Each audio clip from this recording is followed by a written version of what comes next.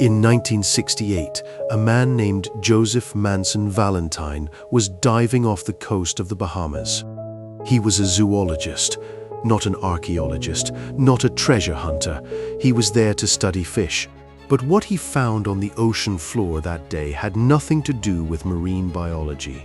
Stretching out in front of him, partially buried in sand, was a road, or at least something that looked exactly like one. Massive rectangular stone blocks, laid side by side, forming a path that ran for nearly half a mile across the seabed. Some of the blocks were 15 feet long. They were flat on top, their edges were straight. And they sat at a depth that thousands of years ago would have been dry land. Valentine told the press, he told universities, he told anyone who would listen. And the response was almost unanimous. Geologists called it natural beach rock, a known geological formation, case closed. But here's the thing, if that case is really closed, then somebody needs to explain why stone formations with geometric patterns that do not look random keep showing up on ocean floors all over the world. Because Bimini was just the beginning. Today, we are going to do something no one else has done in a single video. We are going to travel to 5 different locations across 3 continents and 2 oceans. At each stop, we are going to look at what is sitting on the bottom. And at the end, we are going to put every single one of those points on a map. What you see when we zoom out might be the most unsettling pattern you have ever encountered.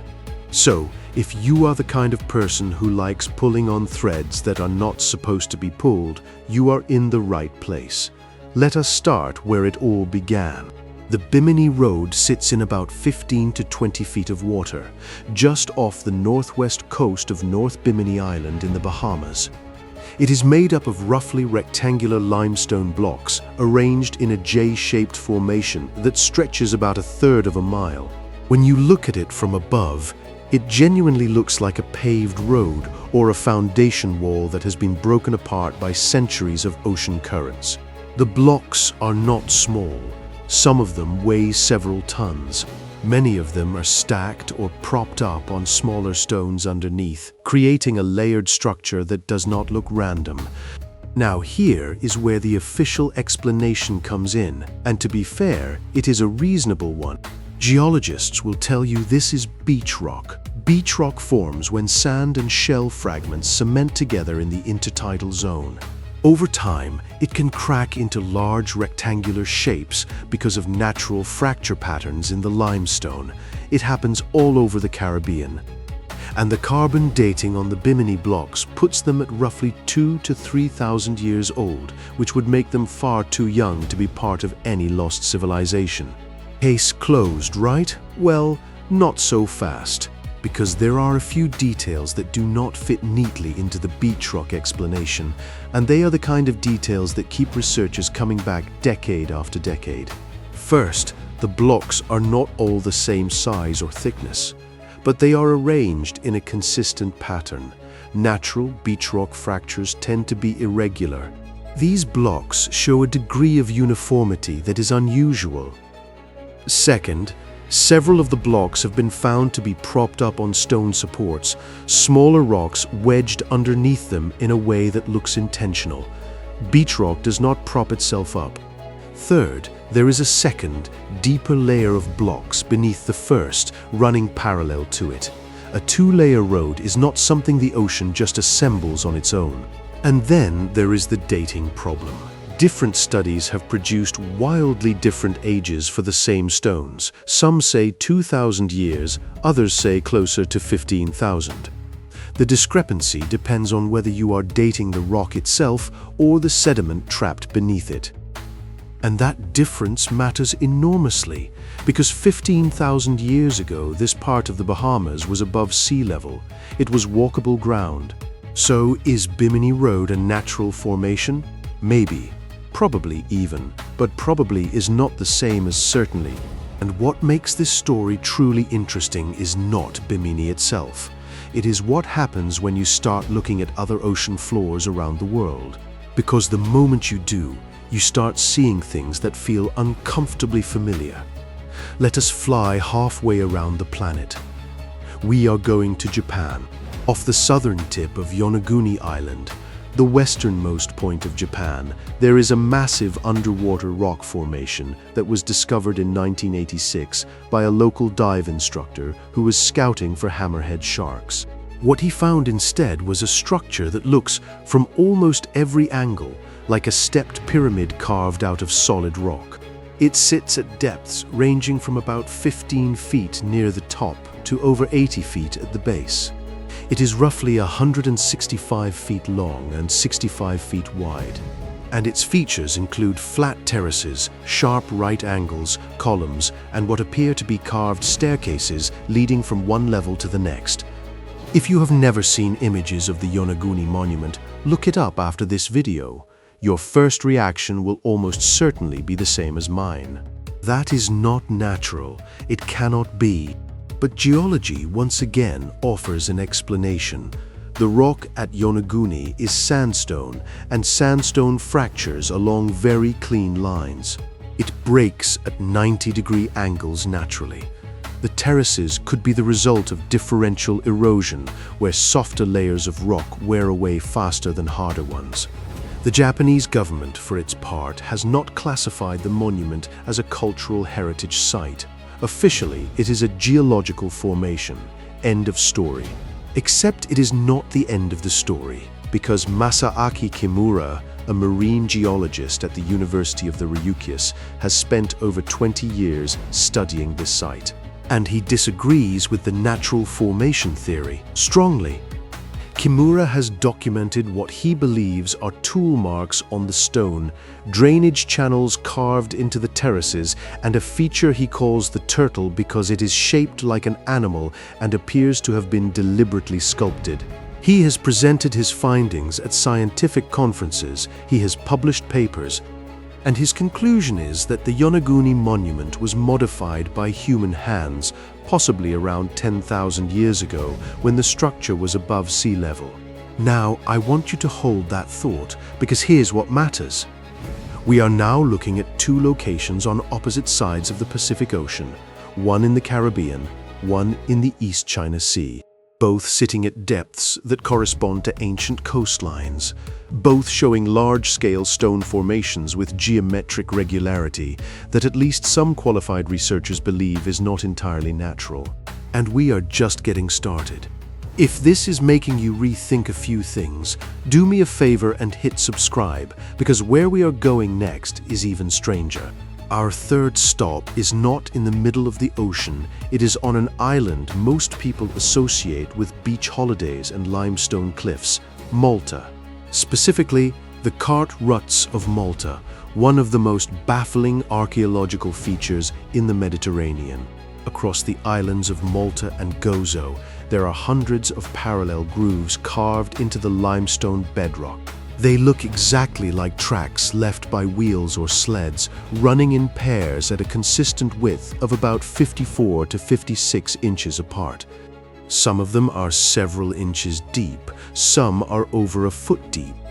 They crisscross the landscape, running across fields, over cliffs, through valleys. They have been known about for centuries, and nobody has ever been able to definitively explain what made them or when. The conventional theory is that they were made by carts or sleds dragging heavy loads, probably during the Bronze Age temple building period on Malta, around 3,000 to 5,000 years ago. That makes sense on the surface, but there are problems, big ones. First, many of the tracks run directly off cliff edges and into the sea, not toward the sea, into it. They continue underwater, descending along the seabed, as if the coastline was not there when they were made. Second, some tracks cross over each other at angles that would be impossible for wheeled vehicles to navigate. Third, the depth of the grooves varies dramatically even within a single track, sometimes going from a few inches to over a foot within a few meters. No cart does that. And here is the detail that changes everything. The tracks that run into the sea continue on the ocean floor. Divers have followed them. They do not stop at the water's edge, they keep going, at depths that, once again, correspond to a time when the sea level was much lower than it is today. We are talking about a period roughly 8 to 10,000 years ago. So what do we have now? 3 locations: the Caribbean, Japan, and the central Mediterranean. 3 completely unrelated geological settings, 3 sets of stone features on the ocean floor that do not fit comfortably into any standard explanation. And all 3 point to a time window when those sites were above water. A time we are told that human civilization was limited to small bands of hunter-gatherers who could barely manage to build a permanent shelter. But we are not done. Not even close, because the next stop on our map is perhaps the most compelling of all. The town of Pavlopetri sits just off the southern coast of Laconia in Greece, or rather it used to sit there. Today, it is about 12 to 15 feet underwater. And unlike Bimini or Yonaguni, there is no debate about what Pavlopetri is. It is a city. A full-planned, organized city with streets, buildings, courtyards, tombs, and what appears to be a complex water management system. It was discovered in 1967 by Nicholas Fleming, and it was surveyed in detail by a joint British and Greek team in 2009 using advanced sonar mapping. The mainstream dating puts Pavlopetri at roughly 5,000 years old, making it one of the oldest submerged cities ever found. And that alone is remarkable. But what makes Pavlopetri critical to our story is what it proves. It proves that the Mediterranean has swallowed entire cities. Not metaphorically, literally. The sea came in, and everything that was built on that coastline went under. And Pavlopetri is not alone. Just a few hundred miles east, off the coast of modern-day Israel, lies Atlit-Yam, a submerged Neolithic village nearly twice as old, dating to approximately 9,000 years ago. Stone walls, hearths, a well, human burials, even the remains of a stone semicircle arranged around a freshwater spring. All of it preserved under sand and clay at a depth of about 30 feet. 9,000 years ago, people were not living in temporary camps. They were building settlements with architecture, infrastructure, and ritual spaces on coastlines that no longer exist. If it happened here, in places we can verify and study, then what happened along coastlines that flooded even earlier? We do not know, because we have barely looked. Now let us move to our 5th and final location before we zoom out and look at the full picture. And this one is different from the others because it involves a body of water with a truly unique history. The Black Sea. In 1997, 2 marine geologists from Columbia University, William Ryan and Walter Pittman, published a theory that shook the world of archaeology. They proposed that approximately 7,600 years ago, the Black Sea was not a sea at all. It was a freshwater lake, much smaller than it is today, sitting well below the level of the Mediterranean. And then, in what they describe as a catastrophic event, the Mediterranean broke through the narrow land bridge at what is now the Bosphorus Strait and flooded the Black Sea basin with salt water. The influx was enormous. By some estimates, the water level rose by hundreds of feet over a relatively short period, perhaps a few hundred years, perhaps even less. If Ryan and Pittman are right, and subsequent research including sonar mapping of the Black Sea floor has provided significant support for their theory, then the implications are staggering. Thousands of square miles of inhabited coastline would have been submerged. Any settlements, roads, walls, or structures built by the people living around that freshwater lake would now be sitting under hundreds of feet of water, buried in sediment invisible to anyone who is not specifically looking for them. And here is the thing. People have started looking. In 2000, Robert Ballard, the same man who found the Titanic, led an expedition to the Black Sea floor. His team found ancient coastlines. They found evidence of human habitation. They found structural remains at depths that confirmed the area had once been dry land. The findings were preliminary, and much more work needs to be done, but the direction they point is clear. There are things on the bottom of the Black Sea that we have not yet begun to understand. Before we zoom out, I want to talk about something that rarely comes up in videos like this, and that is the way we study the past in the first place. Archaeology, as a discipline, has always been shaped by where we choose to dig. For most of its history, that has meant land, deserts, river valleys, mountain caves. These are the places where we have built our understanding of human civilization. And the story those places tell is a story of gradual progress. Small bands of hunter-gatherers slowly learning to farm, slowly building villages, slowly developing writing and government and architecture. A neat, linear timeline from simple to complex. But that story has a blind spot, a massive one. It is based almost entirely on evidence found on dry land. And dry land, as we are about to see, is only part of the picture. I'm not telling you that Atlantis was real. I'm not telling you that an advanced global civilization existed before the Ice Age. Those are claims that require extraordinary evidence, and we do not have that evidence. What I'm telling you is something simpler and, in some ways, more unsettling.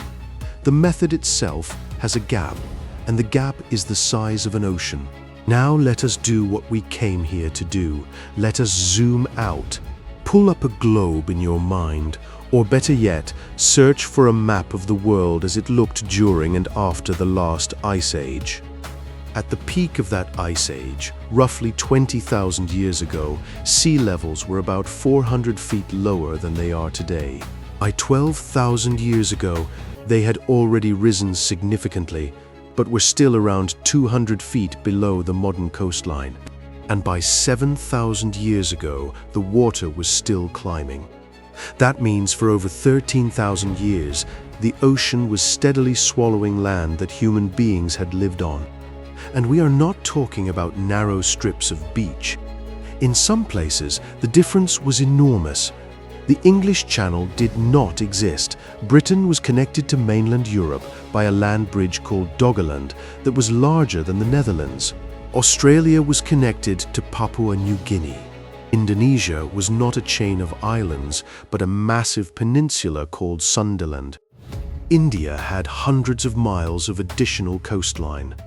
Japan was connected to the Asian mainland in multiple places, including at Yonaguni. Human beings have always lived near water. Always. Our oldest known settlements cluster around rivers, lakes, and coastlines. If you wanted to find the largest, most developed communities of any prehistoric era, the coast is where you would look. But the coastlines of the Ice Age and the millennia that followed are now underwater. All of them, every single one. And we have explored less than 5% of the ocean floor with the kind of resolution that would reveal archaeological remains. Think about what that means. We have mapped the surface of Mars in higher resolution than we have mapped our own ocean floors. We are making confident claims about what human beings were or were not capable of 15,000 years ago, while the vast majority of the places those humans most likely lived remain completely unexplored. Now put our 5 locations on that map: Bimini in the Western Atlantic, Yonaguni in the Western Pacific, Malta in the Central Mediterranean, Pavlopetri and Atlit-Yam in the Eastern Mediterranean, the Black Sea. They are scattered across thousands of miles. Different cultures, different climates, different geological settings. But they share one thing.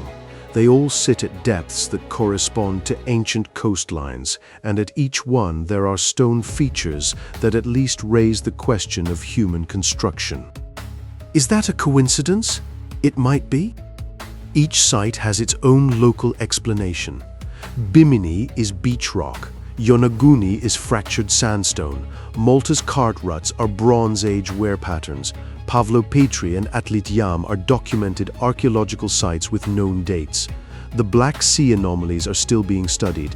Taken individually, none of these sites demands a radical rethinking of human history. But taken together, that is where it gets uncomfortable. because what these sites collectively suggest is that the long period of rising seas from 20,000 to roughly 7,000 years ago may have erased far more human activity than we currently acknowledge. And the structures we are finding might not be anomalies. They might be the tiny scattered remnants of something much larger that we lost to the water. If this video has changed the way you think about what might be sitting on the ocean floor right now, drop a comment and tell me which site surprised you the most. I read every single one.